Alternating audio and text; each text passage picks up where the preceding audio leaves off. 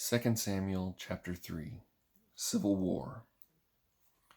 The war between the house of Saul and the house of David was long and drawn out, with David growing stronger and the house of Saul becoming weaker. Sons were born to David in Hebron. His firstborn was Amnon, by Ahinoam the Jezreelite. His second was Chileab, by Abigail, the widow of Nabal the Carmelite. The third was Absalom, son of Maacah, the daughter of King Talmai of Geshur. The fourth was Adonijah, the son of Haggith, and the fifth was Shephatiah, son of Abital. The sixth was Ithream, by David's wife Eglah. These were born to David in Hebron. During the war between the house of Saul and the house of David, Abner kept acquiring more power in the house of Saul. Now Saul had a concubine whose name was Rizpah, daughter of Aiah, and Ish-bosheth questioned Abner, "Why did you sleep with my father's concubine?" Abner was very angry about Ish-bosheth's accusation. "Am I a dog's head who belongs to Judah?" he asked. "All this time I've been loyal to the house of your father Saul, to his brothers and to his friends, and haven't handed you over to David, but now you accuse me of wrongdoing with this woman.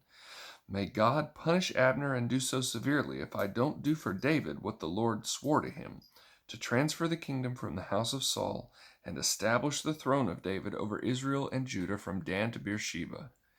Ish-bosheth could not answer Abner because he was afraid of him. Abner sent messengers as his representatives to say to David, "Whose land is it? Make your covenant with me, and you can be certain I am on your side to hand all Israel over to you." David replied, "Good, I will make a covenant with you. However, there's one thing I require of you. Do not appear before me unless you bring Saul's daughter Michal here when you come to see me." Then David sent messengers to say to Ish-bosheth, son of Saul, "Give me back my wife, Michal. I was engaged to her for the price of 100 Philistine foreskins." So Ish-bosheth sent someone to take her away from her husband, Paltiel, son of Laish. Her husband followed her, weeping all the way to Bahurim. Abner said to him, "Go back." So he went back. The assassination of Abner. Abner conferred with the elders of Israel. "In the past you wanted David to be king over you. Now take action, because the Lord has spoken concerning David. Though through my servant David I will save my people Israel from the power of the Philistines and the power of all Israel's enemies." Abner also informed the Benjaminites and went to Hebron to inform David about all that was agreed on by Israel and the whole house of Benjamin. When Abner and 20 men came to David at Hebron, David held a banquet for him and his men. Abner said to David, "Let me now go, and I will gather all Israel to my lord the king. They will make a covenant with you, and you will rule over all you desire." So David dismissed Abner, and he went in peace. Just then David's soldiers and Joab returned from a raid and brought a large amount of plundered goods with them. Abner was not with David in Hebron because David had dismissed him, and he had gone in peace. When Joab and all his army arrived, Joab was informed, "Abner son of Ner came to see the king. The king dismissed him, and he went in peace." Joab went to the king and said, "What have you done? Look here, Abner came to you. Why did you dismiss him? Now he's getting away. You know that Abner son of Ner came to deceive you and to find out about your activities and everything you're doing." Then Joab left David and sent messengers after Abner. They brought him back from the well of Sirah, but David was unaware of it. When Abner returned to Hebron, Joab pulled him aside to the middle of the gateway as if to speak to him privately, and there Joab stabbed him in the stomach. So Abner died in revenge for the death of Asahel, Joab's brother.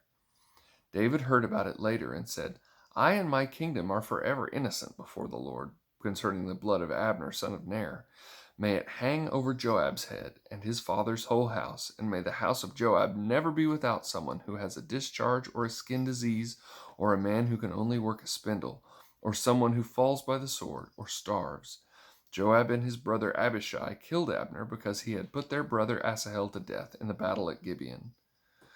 David then ordered Joab and all the people who were with him, "Tear your clothes, put on sackcloth, and mourn over Abner." And King David walked behind the funeral procession. When they buried Abner at Hebron, the king wept aloud at Abner's tomb. All the people wept, and the king sang a lament for Abner. "Should Abner die as a fool dies? Your hands were not bound, your feet not placed in bronze shackles.